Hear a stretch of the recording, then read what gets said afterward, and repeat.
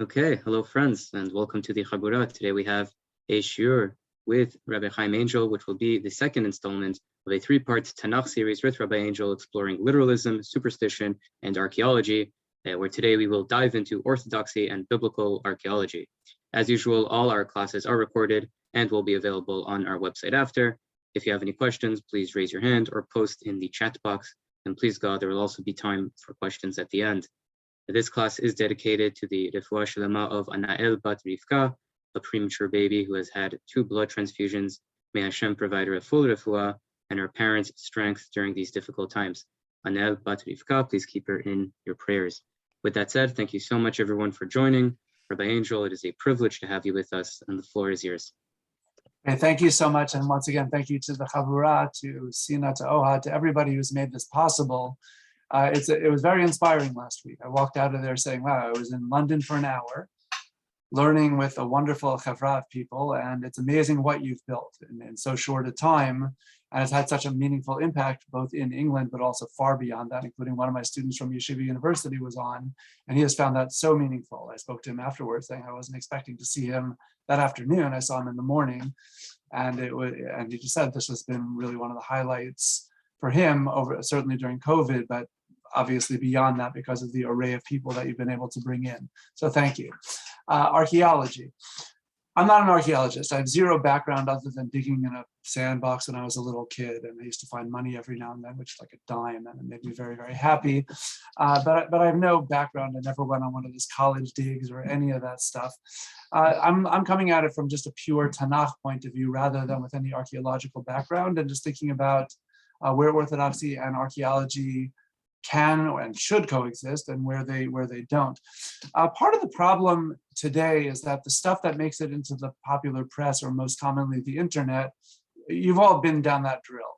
Okay, day one, somebody posts an article that some prominent archaeologist thinks that he found something that proves something very important and splashy.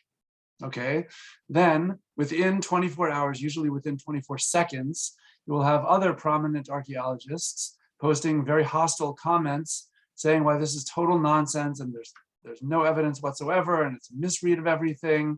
And then we all go back to the sports pages, right? That's usually how it all goes. And then it just fades away and we get on with our lives because none of this really matters. That's how most people who are not engaged in scholarship deal with archaeology on a regular basis, simply through that sequence. So I find that a terrible distortion of what matters, and a terrible distortion of what we can actually get out of the whole field of archaeology. The biggest problem in the world since biblical archaeology became a meaningful issue about 200 years ago is what questions you ask. I'm all about questions. And when you ask good questions, you usually at least get a fruitful discussion. You may not get the right answer, but at least good things will happen because you're asking the right question. And if you ask the wrong question, then you're doomed to failure from the get-go. The most commonly asked question over the last 200 years, since the rise of biblical archaeology, is, did Tanakh happen? And when you ask that question, you run into a wall. Excuse me one second. Needless to say, I'm totally fine, thank God. It's just that you swallow the wrong way and all of a sudden it's a disaster. Hang on. So the use of archaeology either to prove the truthful historicity of Tanakh or to disprove the historicity of Tanakh is a failed enterprise. And the reason for this is that you're turning Tanakh into a history book, and then either it's right or it's not right. And as soon as you've turned Tanakh into a history book, you've already lost the battle because Tanakh isn't a history book. It contains a lot of history, to be sure. Many events happened, are recorded in Tanakh, but it's prophecy that uses history as a platform to discuss the relationship between God and Israel and God and humanity. And that is such a critical point, nothing to do with archaeology, just in general. If people simply use Tanakh as a history book, even if they don't bring in archaeology at all, they've already failed the task of what it means to learn religiously. Okay, so it's important to note that.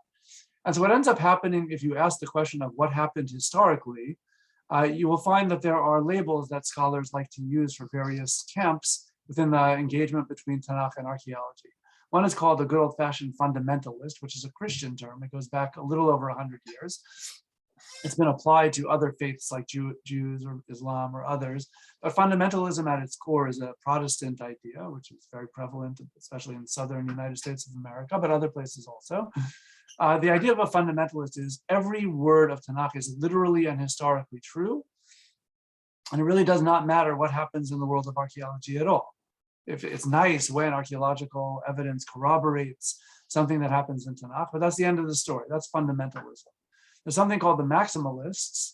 These are people who, like the fundamentalists, believe that Tanakh is generally speaking historically true, but they're willing to say that in the event that there is an outright conflict with empirical evidence, then you can't ignore empirical evidence. That's what a maximalist would do. You can't deny science in the face of faith. Rather, that's where you would start to tinker with what the meaning of Tanakh is. That's a maximalist. A minimalist starts backwards, says that nothing in Tanakh happened unless you have archaeological evidence to prove it. Now, in reality, most professional archaeologists are none of those three things. Most professional archaeologists, hopefully, study the data and take that evidence wherever it goes. And they're not bound by either a denial of Tanakh nor by a corroboration of Tanakh. They simply learn archaeology for its own sake, and they might also be interested in the intersection with Tanakh, okay? The reality is that people like Rav Sadia Gaon and Rambam, long before archaeology was an issue, adopted what we would call today that maximalist stance. They both very emphatically say that Tanakh never can contradict empirical evidence. There never can be a conflict between Torah and science for the simple reason that God made both.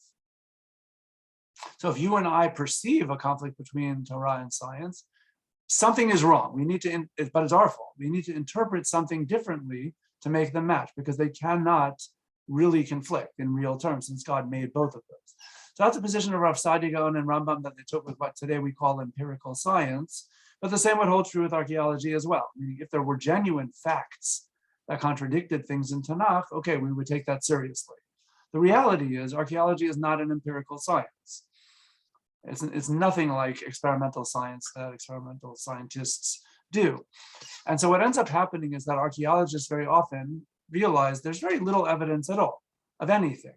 And so what they try to do is piece together the best portrait that they can piece in light of that evidence. But when you do that, you absolutely cannot come to a comprehensive picture of anything. In other words, an easy example of this, archaeologists have found many idols in the land of Israel, just little statues. They've never found Hashem, right? They never will.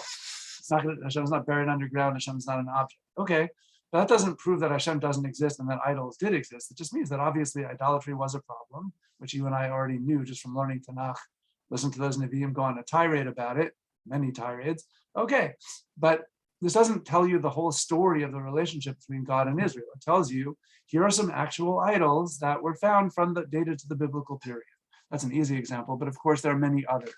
So since there's absent so much evidence, scholars often debate the significance of that silence or that skimpy data.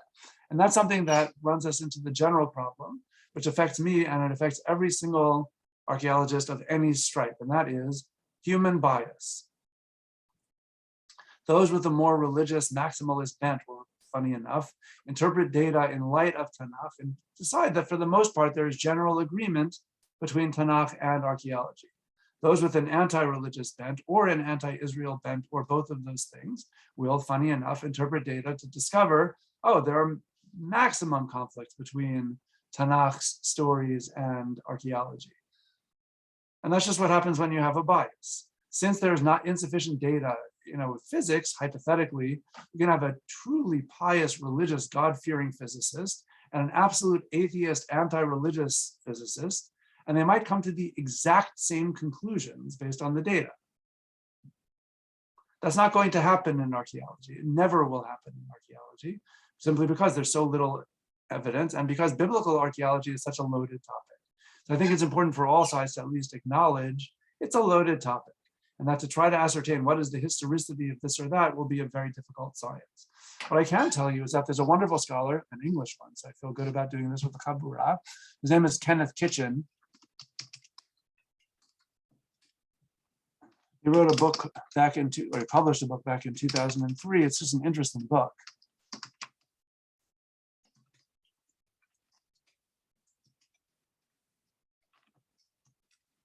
Again, he's a Protestant scholar.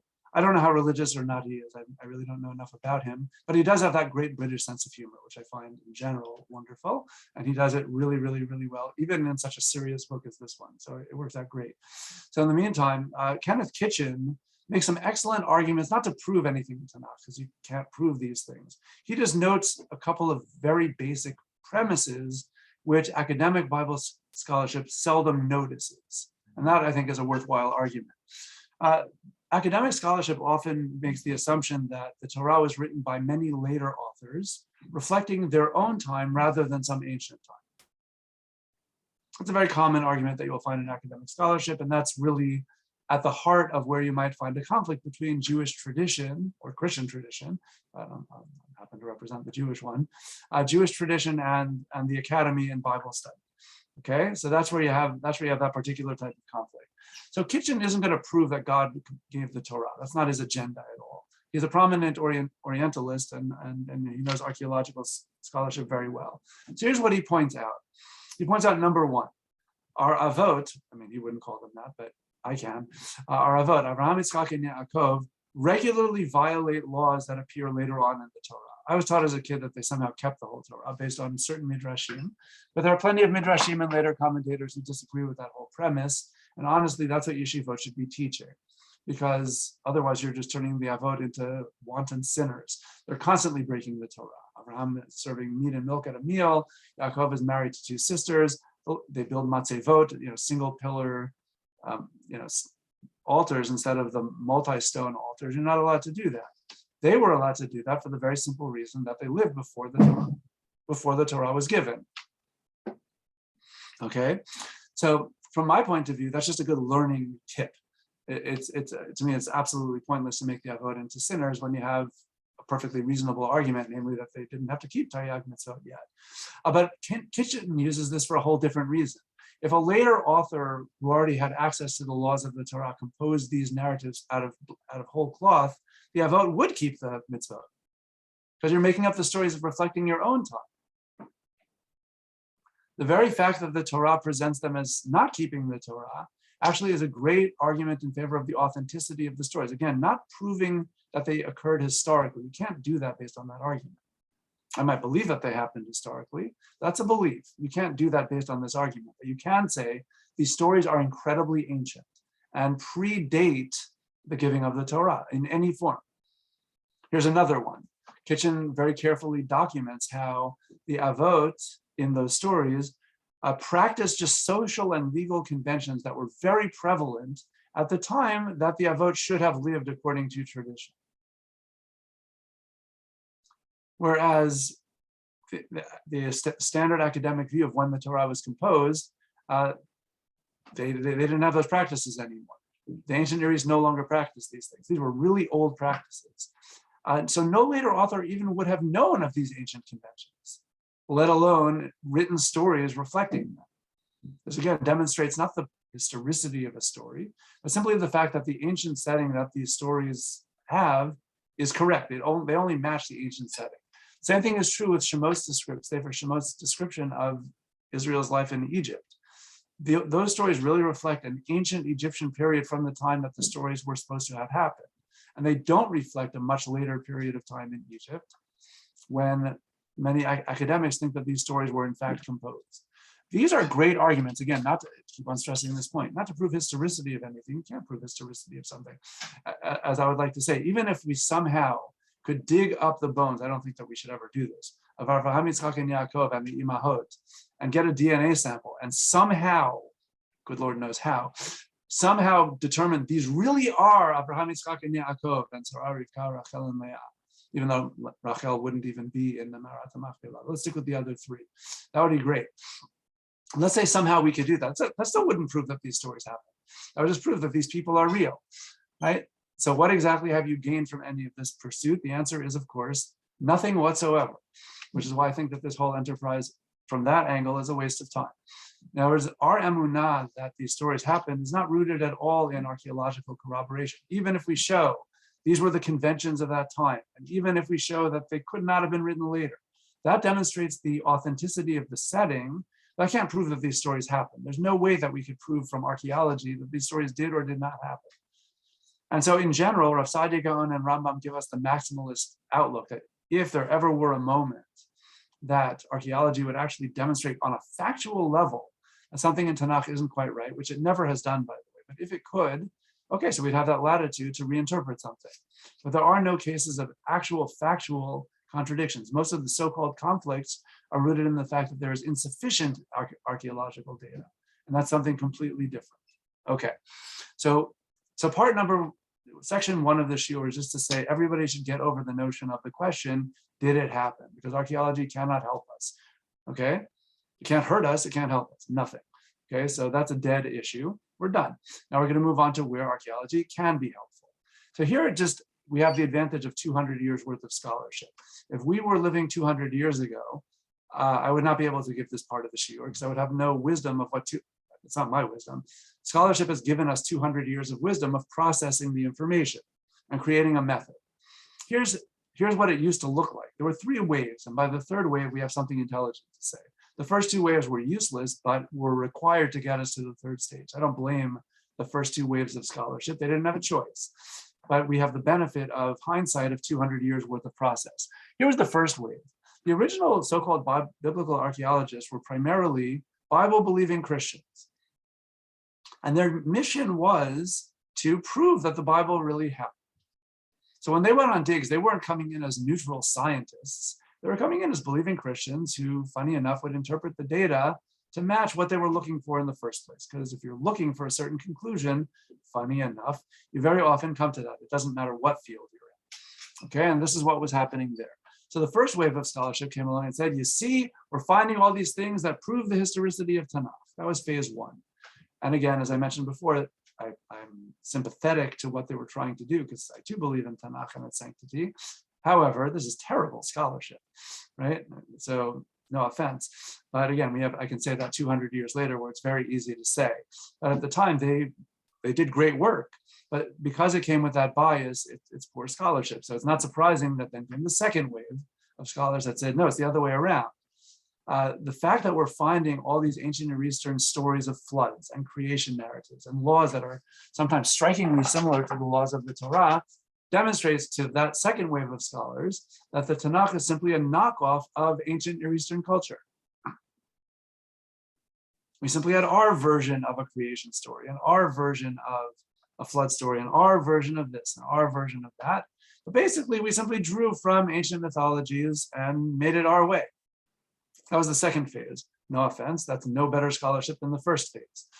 Right? All of this is just good old polemics, where you had the Bible-believing people trying to prove the Bible, then you had the Bible non-believing people trying to knock holes in the Bible, and both of them were very easy to do because everybody had an agenda. Finally came the third wave of scholarship. Umberto Cassuto was involved, Moshe Greenberg, Nachum Sarna. You really had some great scholars in the 20th century, and many others. I mean, these are 3 of the big names, but there are many, many others who started saying, you know, Yechezkel Koifman also, I can't ignore him in a list like that. He was a very prominent scholar in this area. Why don't we see what Tanakh has in common with its surrounding culture and what it has that is different from its surrounding culture? And this suddenly opened a whole fruitful avenue where we can say, it's not about proving the historicity of or disproving the historicity of, because both of those are a waste of time, but rather to focus on what are the values that are conveyed by ancient myths and by ancient laws, and in compare and contrast, what are the values conveyed by the stories and the laws of the Torah. Here already we have something to talk about. And all of a sudden it opened up a really fruitful discussion. A couple of my favorite examples. There are gazillions of these. There's nary a course goes by when I teach at Yeshiva University where there aren't at least some examples that come up. But here are just a couple, just that you could put in your pocket, and most importantly, are short. So when you're giving an hour-long shiur to cover everything, you can do short examples. Every single culture had a something of life, a tree of life, a plant of life, a fountain of life, you name it. Every single mythology in the good old days had some kind of magical thing that if you or even the gods eat of it, then you live forever. Okay? So Umberto Cassuto was very well aware of that. Kasuto notes that in the Garden of Eden narrative, something very unusual happens that never happened before. There are two special trees. There's a tree of life, just like anybody else had. We also have this Esadat Tobara, which I don't want to translate today because that's a very important shiur, but that's not today's shiur. But we typically call it the tree of knowledge of good and evil. Let's take that for now. But there's a lot to say about what to call it and what it's doing. What I can tell you is that the Torah makes very clear. The Eitz Hayyim is a secondary tree in the narrative, meaning hypothetically, if Adam and Chava were brighter about this, they should have eaten of that first because they were never prohibited from eating it. Right? But the only tree that matters in the primary narrative is the Eitz Hadat Tovara. That's the one God says don't eat of it. And once they eat of it, okay, now trouble, they get banished. Suddenly now God cares that they not eat of the Eitz Hayyim. So he kicks them out and guards the Eitz Hayyim with the Kruvi. Very nice. So Kasuto is the one who's able to tell us, and this is very helpful, everybody had a something of life. Nobody had a something of knowledge. This already gets interesting. So what the Torah is doing here is something very profound. Even though we believe in an afterlife and the idea of, the immortal soul in some form or another, I mean, Jewish tradition has certainly downplayed focus on that issue, but we certainly believe in an afterlife. Tanakh cover to cover believes in it, but it's not going to focus on that. Our focus, says the Gan Eden story and everything else in the rest of Tanakh, is building a righteous life and community in this world. And the goal of the Nevi'im is not heaven, it's the Mashiach. The goal is to realize a perfected society, or Gan Eden, globally, in this world, not somewhere else. So the Torah does that by shifting the emphasis of the trees. That is a really cool point that you and I could not have figured out just with the text alone. Because I didn't know that nobody else had a tree of, everybody else had a something of life and nobody else had a something of knowledge. This is a useful tip that we can gain out of archaeology, and it's precisely because you can compare and contrast. Another one, Brit Milah. In later times, we Jews practiced Brit Milah and everybody else where non-Jews did not. But in the good old days, most people had a Brit Milah. Maybe not exactly in the same way as we did. We might have had halachic ways to perform a Brit Milah, but circumcision is an incredibly widespread ritual that even goes far beyond the ancient Near East. It goes to many other cultures as well. Okay, so what you need to know is that in every other one of these cultures, it was a manhood ritual, meaning this is what for us is a bar mitzvah. Okay, so learning a parashah, haftarah, and possibly even giving a speech and getting a lot of presents is way better than being circumcised when you're 13 years old, right? But so for everybody else, it was a manhood thing. I assume the goal was you better not cry or shriek or shout or anything. And now you're a man. You're not a kid anymore. You can leave the society of children and join the ranks of manhood. And you have 12 and a half years to agonize over what's going to happen to you when you're 13. But you're ready. Oh boy, are you ready? You better be ready. The Torah completely transforms. Torah isn't the first one to say to cut the foreskin. What matters is the meaning of the Brit Milah. And that is redeemed manhood in the Torah. The obligation is on the father. We do it on an infant. Nobody else did it on an infant. Right? They did it on basically close to puberty age, around 13 years old, give or take. So for us, it became a father's obligation to teach the covenant to his children. So whereas the point of the circumcision ritual in every other culture is a real man is a brave military hero. You can withstand seriously excruciating pain, take it like a man, as they would put it, and great, now you're ready to join adult manhood. That's what a warrior king, that's what a warrior great hero is about. The Torah says, no, that's not what makes you great. What makes you great is if you're pious and righteous and transmit the covenant to your children. If you're going to make babies, raise them and raise them in the covenant. That's what manhood is. It's a stunning turnaround, but again, it requires knowledge that everybody else practiced circumcision. The Philistines didn't, the Greeks didn't. That's why we called them in Tanakh Arelim. They were the uncircumcised one. It was shocking to us. Wow, they don't do any circumcision. That was unusual in Israel's world. Most other peoples practice some form of circumcision. One last example, which I like very much, is ayin tachat ayin. So whatever it means in halacha, that requires a whole shiur. One thing is clear. Ayin tachat ayin in the Torah, as we understand it, is financial compensation, as we know it through Torah Sheba'al Peh. But the same law applies to everybody. If you poke out A is I, it doesn't matter who A is. The law is the same, ayin tachat ayin. In the laws of Hammurabi in source number 1, which Ahad has very kindly posted, so if you haven't already received it, here you go. If an awilu should blind the eye of another awilu, they shall blind his eye. So that's physical blinding. That's really, talion. That's really like for like. Awilu means a nobleman, by the way. If he should break the bone of another awilu, they shall break his bone. So at least in the laws of Hammurabi, there's like for like if you're breaking the bone of a nobleman. If he shall blind the eye of a commoner or break the bone of a commoner, he shall weigh and deliver 60 shekels of silver. Then it's financial compensation. There's a difference in law, and there are many differences in law. It's a class system. So the chidush of the Torah isn't ayin tacharayim. Hammurabi has it also. The chidush of the Torah is that it's democratic and not 21st century democratic way, but all society is treated equally. There's no such thing as a nobleman getting one law and a regular person getting another law. Everybody in Israel is treated the same under the law of Israel. So knowing Hammurabi actually really comes in handy for understanding what the revolution of the Torah is in this area. And it's across the boards. But there's one equal law for everybody, even the king is under the law, right? And that's a huge difference. So that's one very productive area of archaeological scholarship that is incredibly fruitful. Seeing where the similarities lie, seeing where the differences lie, and trying to look for what the underlying values of each. What is each one trying to teach? Or what does each one assume? Okay, that's that area. Another area is realia. Realia is a snazzy word to describe real life things of that time, objects of that time period. So realia, very often you cannot figure out from Tanakh, because how in the world are you supposed to know? Right? We can read, okay, make the tzitz, and on the tzitz it's supposed to say Kodesh LaHashem, right?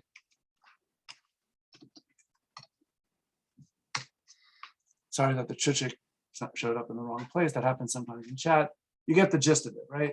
Kodesh LaHashem. And obviously it's Yud, then Hey, then Vav, then Hey. Hashem's real name, not a Hey with a chuchik anyway. All right, so how should those words appear on the tzitz physically? How in the world can I possibly know this? I would assume, silly little me, that, okay, you just write it that way. It's a little stripe of gold, it's a little strip of gold, and just engrave in that golden strip, Kodesh LaHashem. Okay, well, a realia type of thing is when you actually, let's say you could actually find the tzitz. That would be cool.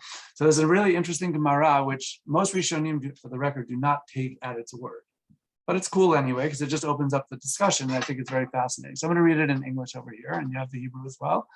Source 2, Masachet Sukkah. The tzitz was in the shape of a plate of gold, 2 finger breadths broad, stretching from ear to ear, and upon it were engraved 2 lines, Yud He above, and Kodesh followed by a Lamed below. Wow.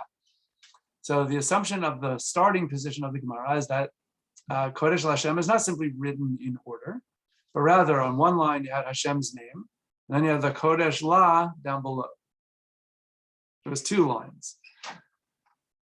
Rabbi Eliezer, son of Rabbi Yosef, said, I saw it in Rome, and it had Kodesh LaDonai on one line. Okay, so that's what realia is. Like, I went to the Vatican, presumably, and I saw the thing, and it's in one line. Okay, so that's pretty cool. So if you take Rabbi Eliezer at his word, this case is closed. It's kind of like when you read the machloket of what the menorah looked like. Is it Rashi is, the more circular type of arch, or is it, Rambam's more, angled thing? And then you look at the Arch of Titus. Okay, voila, that's a realia moment. Okay, so it was like this. Rashi was right and Rambam is not right. I don't blame Rambam, he didn't see the Arch of Titus. But assuming that they were wicked people, but I imagine that they got the basic form of the menorah correct when they engraved that thing as part of their victory monument. That's a good example of reality. So if you take that arch at its word, we have an answer to that question. That's a realia thing. It happens that many Rishonim ignore Rabbi Eliezer. They knew this Gemara and continue to insist that Kodesh LaHashem was written on 2 lines, and they debate how it was done. But some Rishonim do accept Rabbi Eliezer at his word and assume that it was at 1 line. But the premise is, if this was intended as literal, then that's a realia story in the Gemara itself. Hold on 1 second. Okay, great. Here's one that seems much more real and which can be taken literally. How much does a shekel weigh? How am I supposed to know? You read the Torah time and again. Okay, take 20 shekels of silver. Take a half a shekel of silver for the census. Now, here's what I do trust. Moshe Rabbeinu knew, Bitzalel, the architect of the Mishkan, knew. And when it comes to stuff like take a half a shekel of silver, every single Israelite knew what that meant. It was a unit of weight. It was a standard unit of weight, a very commonly used one. And everybody knew what a shekel weighed. Okay, that's good for them, but that doesn't help me any. When I'm looking at the Torah, I have no clue what a shekel weighs. It could be a pound, it could be an ounce, it could be a couple of grams. I don't know. And you don't know either. There's no way from any biblical text that you can ascertain what a shekel weighs. That's a realia question. Okay, so as far as I'm concerned, that's moot. I nod my head and I say, whatever it weighs, everybody knew what to do. And you might compare shekel weights and various things, just if you want to derive any meaning from that, that's all cool. Ramban, Nachmanides, made Aliyah at the end of his life. He was fleeing Spain, but all the same, he came to Israel. And he wrote what you and I would call a diary. And in this diary, he reports something very interesting in source 3. That, thank God, I have merited coming to Akko, a town in northern Israel, and I found there in the possession of the elders a silver coin. And on both sides, there was clear writing. In the ... he writes at length, it said shekel hashikali, meaning 1 shekel. All right, good. They showed the coin to the Samaritans and they read it immediately, as this is Paleo Hebrew, what we call Ketav Ivri, still used by the Samaritans, as is related in Tractate Sanhedrin.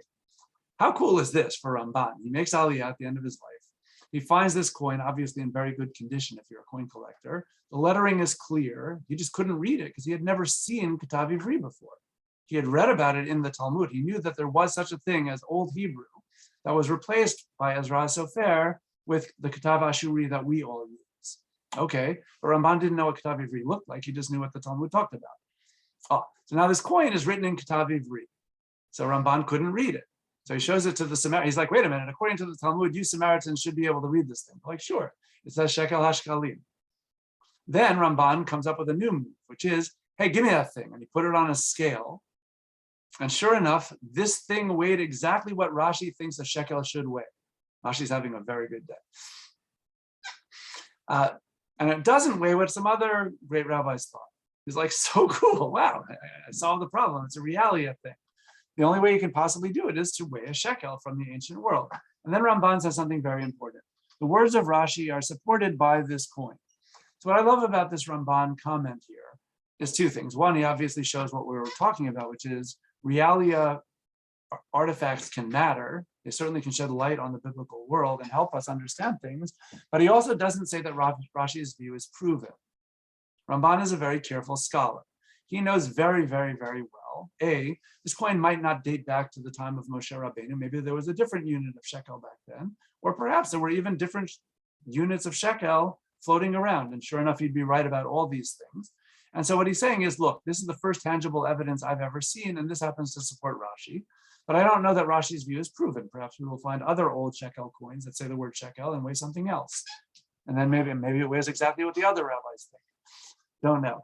So this is a great example of where realia can help us a lot, but it doesn't go all the way. It simply is useful. One last example of realia in the realm of physical objects is a notorious problem for the Rishonim, for our medieval commentaries. It's in source number 4.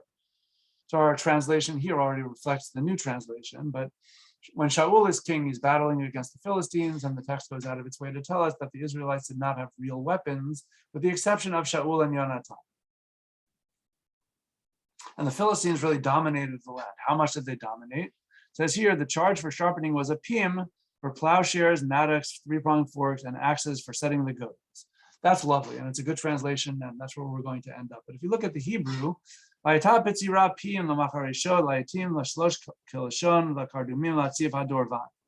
you didn't read the translation, nobody knows what pim means.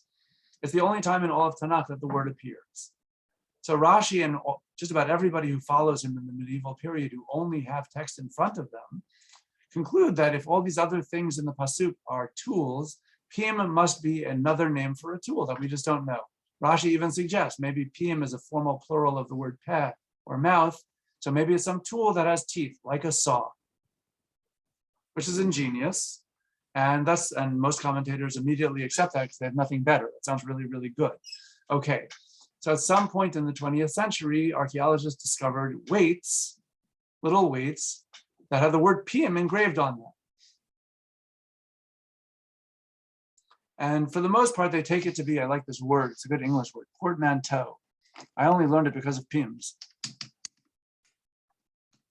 Portmanteau is a snazzy way to say like a word that gets merged into one, a podcast is a portmanteau.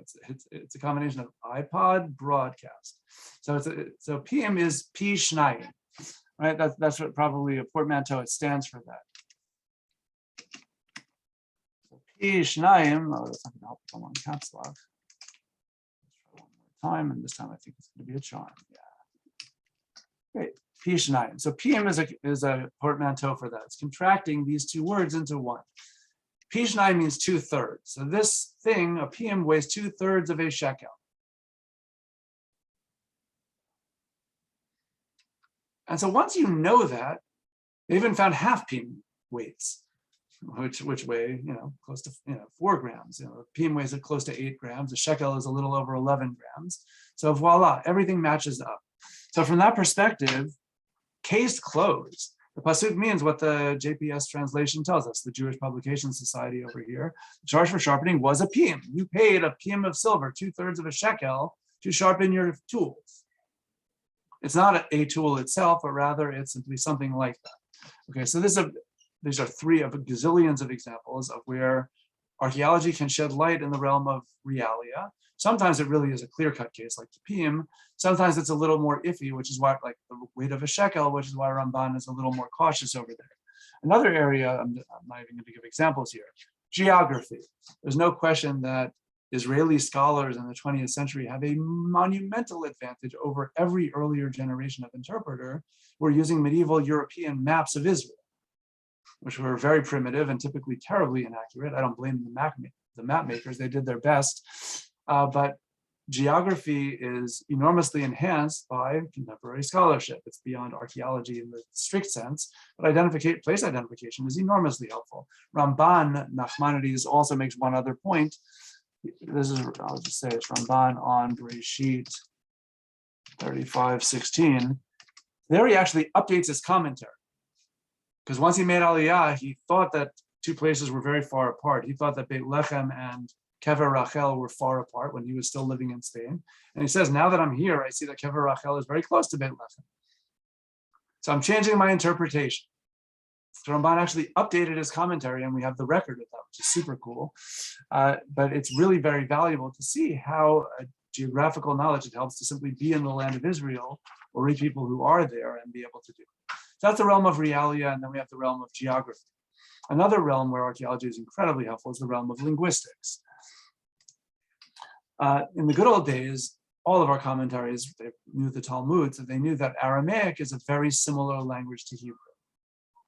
Those rabbis living in Arabic-speaking countries also knew that Arabic is incredibly similar to Hebrew, and they used Arabic to interpret all kinds of difficult words. Ibn Ezra talks about that in source 5. You could read that on your own, but all the same, Ibn Ezra just takes for granted. Lashon Yishmael, which means Arabic, that is useful.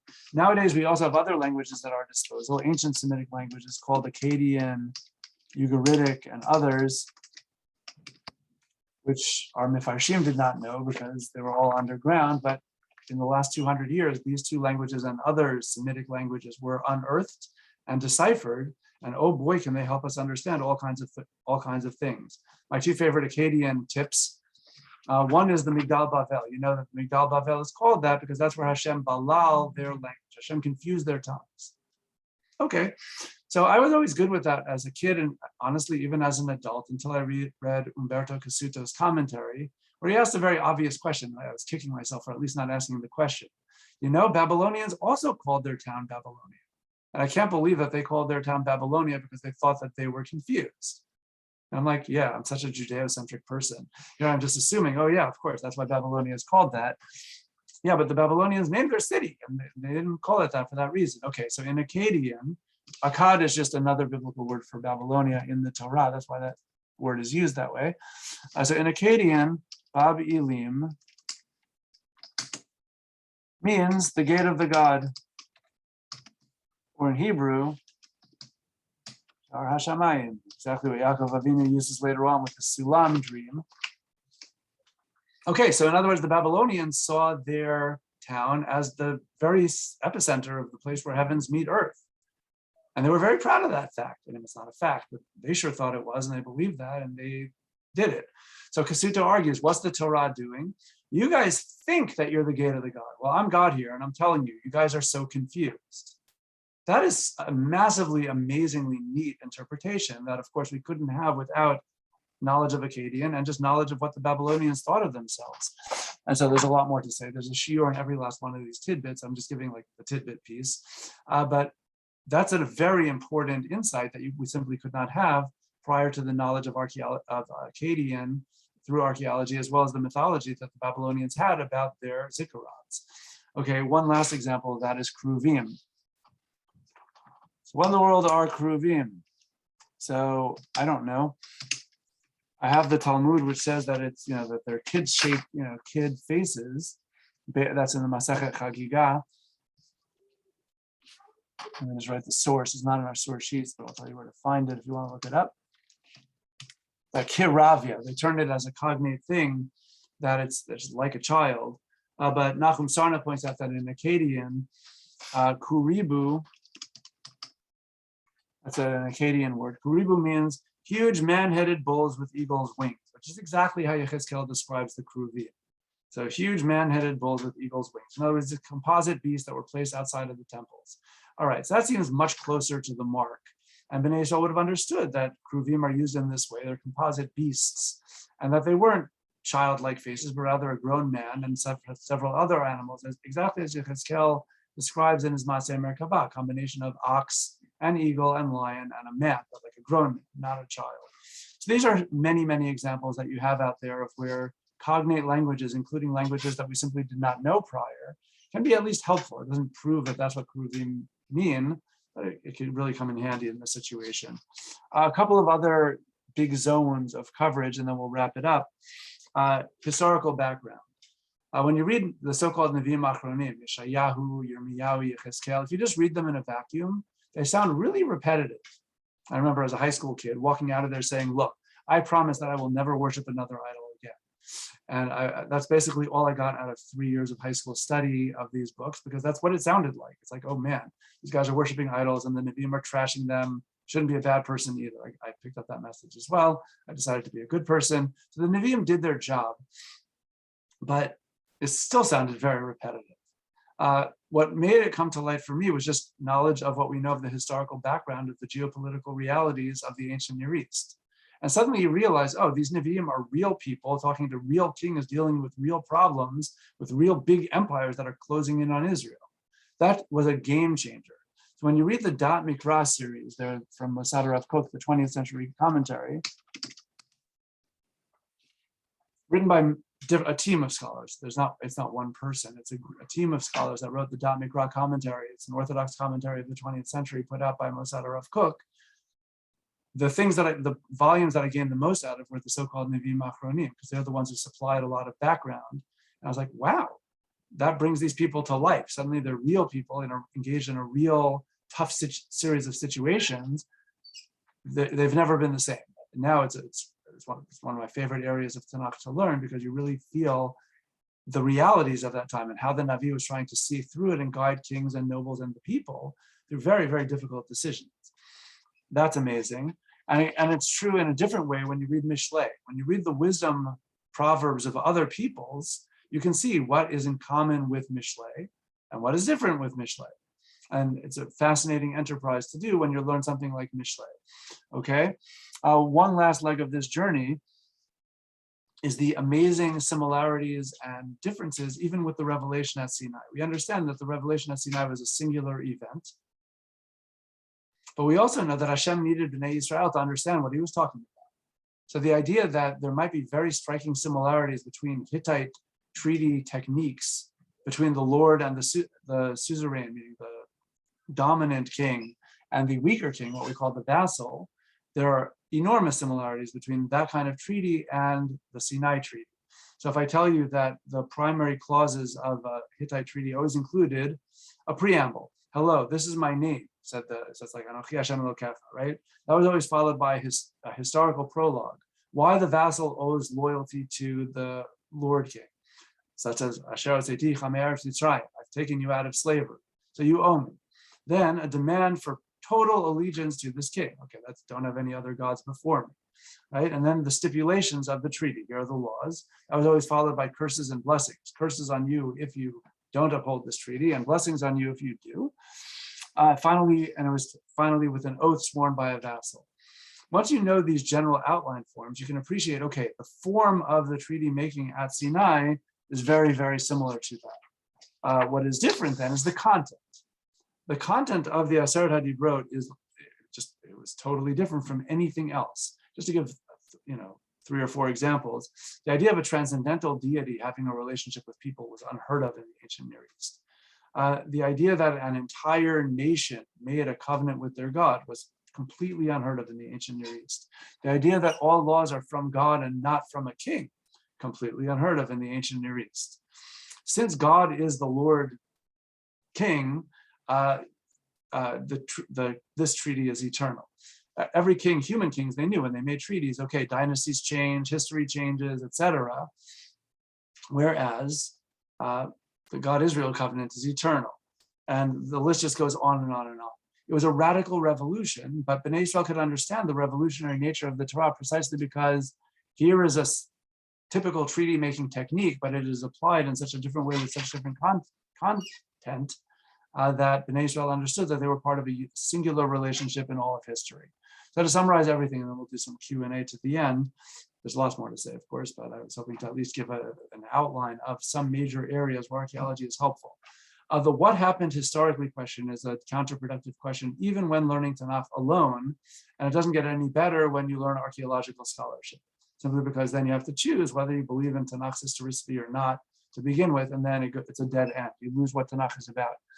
Using archaeology as a learning tool, one of our many tools that we have in our box, has infinite value in the realm of realia, geography, linguistics, historical background or comparative wisdom, the idea of just understanding the historical setting of Tanakh. These and so many other areas, vast improvement in learning. And the best one is simply when you talk about the compare contrast with regard to values. So we can really understand and pinpoint what the Torah was revolutionizing against and how much better the Torah's moral values and just values in general are. And from that perspective, archaeology holds out limitless benefit to the Orthodox learner because we can simply understand God's word much better the more we understand the setting and language of the Torah. On that happy note, thank you again. And let's zip it over to Q&A. I say that there's something over here. Is there any interesting archaeology on the Purim story or studies that address it? There's somebody whose name is, I think it's Yehuda Landy. I'm pretty sure that's his name. You can Google him. I hope I'm getting this right. He's an Orthodox scholar who does try to shed light on the Megillah via archaeology. He's an Orthodox man, and he's definitely trying to write it from that perspective. And so it may come in handy. And then again, you could always decide how compelling is this or that bit for how it might relate to the Megillah. That's usually where I go with all of these things, because I want to know, is this a good learning tool or not? Let me see, before getting too far afield, since you're asking already, I just want to see if I can make sure that I have his name right. Okay, here you go. I even have the title of the book for you. I could do better. Here you go. Bam. That's what I have in my notes. All right, so I've read it before with pleasure always. I'm always happy to recommend a good book. So again, when I say a good book, it doesn't mean that I agree with everything that is in there, even though I'm sympathetic to the cause that he's trying to go for. But what matters is he at least brings in material from the world of ancient Persia. And that to me is always worthwhile, just to hear Persian setting from that perspective. All right. Okay, I appreciate you're not trying to reconcile. Good, thank you. Now, if there's any discussion on religious Jewish sources regarding carbon dating or other methods of dating that seem wildly contradict biblical timeline of events. Here, I think you have to tell me more specifically what you have in mind in terms of what wildly contradicts biblical events.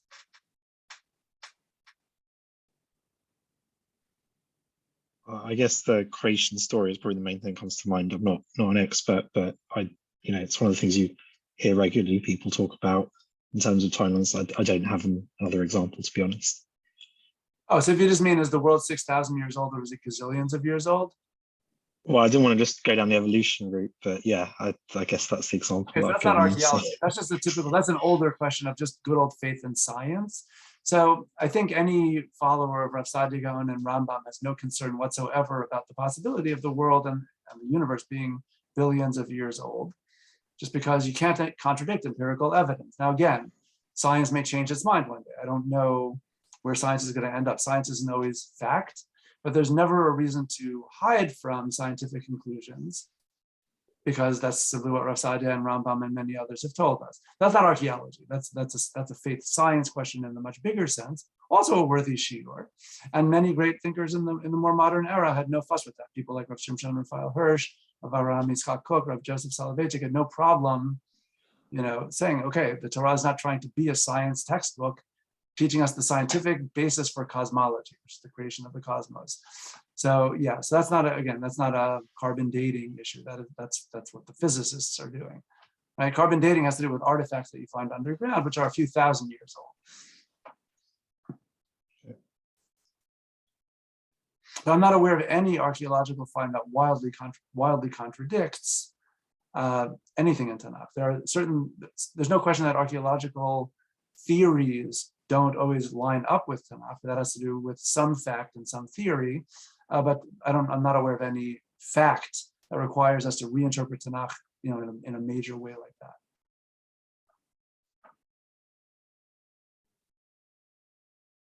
Okay, any other questions?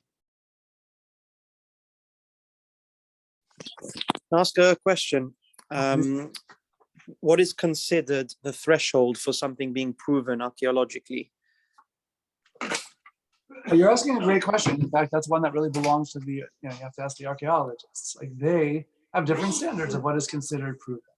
And what I do, I know that I'm a nice Orthodox rabbi who likes the truthfulness of Tanakh, but all the same, I don't care about proving its historicity through any artifacts. To me, that's a meaningless pursuit. But archaeologists who do have to make decisions. Something will just be, here are the data, and hopefully they can all at least agree fundamentally on what those data are. And then the fun part becomes, how do you interpret the data? Right? So there you run into the art and the subjective component of scholarship, which is part of any field, but it's really high in this area. And because of its loadedness, that's what I was talking about at the beginning, you will find that it's hard to be neutral, meaning somebody who doesn't care about Tanakh or is antagonistic to Tanakh might interpret whatever little data they have one way. And people who love Tanakh and believe in it, or at least are sympathetic to it, might interpret the same data in a very different way. So to me, I like reading both sides to see if they all agree, this is probably a good interpretation of something, and maybe I'll quote it in my shiurim if it helps, right? Whereas if they flatly disagree with one another, if I feel like it, I might present, this and that. Just to give an example, I remember when Adam Zertal, I don't remember when he published it, I was a kid, but in the 1980s, I remember reading about it for the first time. A man named Adam Zertal found what he thought was a mizbeach on Har Eval, an altar. And he dated it, carbon dating, to around the time of when Yoshua ben Nun should have been around. And we know that Yoshua ben Nun built an altar at that time, because Sefer Yoshua tells us. So he figured he found Yoshua ben Nun's altar. Okay, so that's really cool. He publishes articles about this and he shows his evidence. Okay, so it's just like the internet now, except they didn't have the internet when he published that. It was the mid-80s. So sure enough, in the next issue of Biblical Archaeology Review, somebody else wrote an article saying, it's not even an altar. It's a watchtower, an ancient watchtower. Okay, so that became the debate over there, and here's the evidence for that. Okay, so by now we've had a long time, close to 40 years to filter that. So the current prevailing theory is, yes, it's an altar, but it seems to have been built on an earlier altar site rather than a brand new altar, the way that Sefer Yoshua describes Yoshua building his.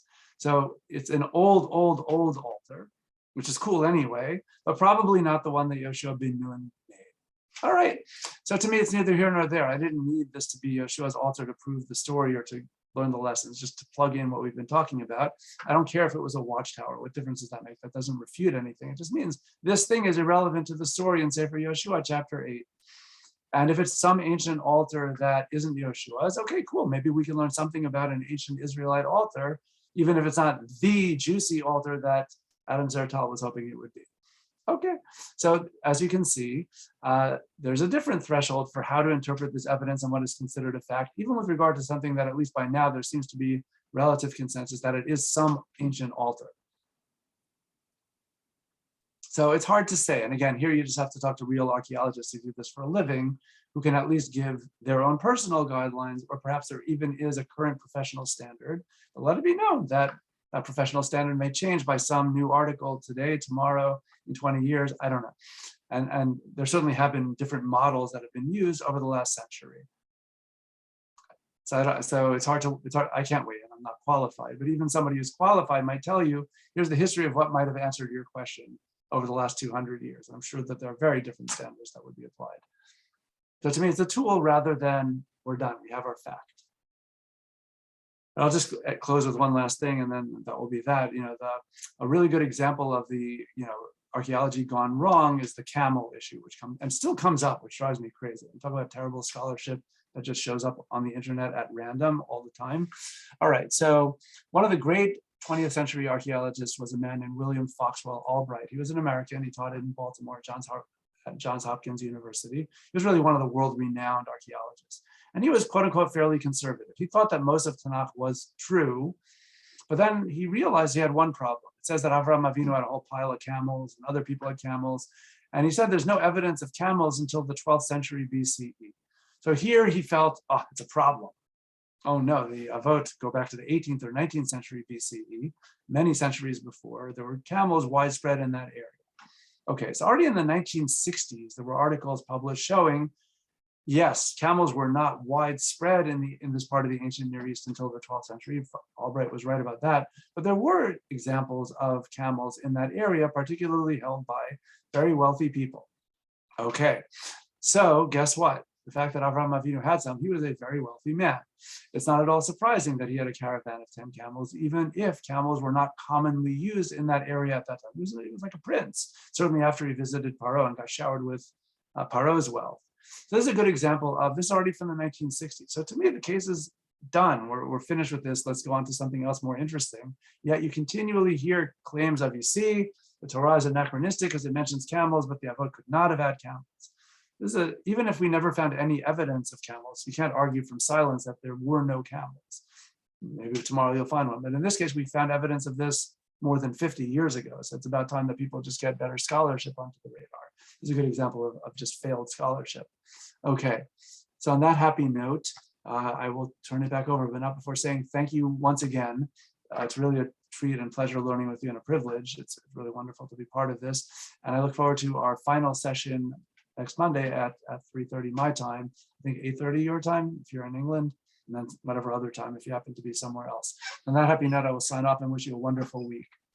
Thank you so much, Chacham. Thank you everyone for being here. Stay tuned for the next class. Also, we have on Wednesday, Rabbi Dweck, who's continuing with Perek Chelek. And yeah, Laila Tova, everyone. Thank you so much. Thank you very much.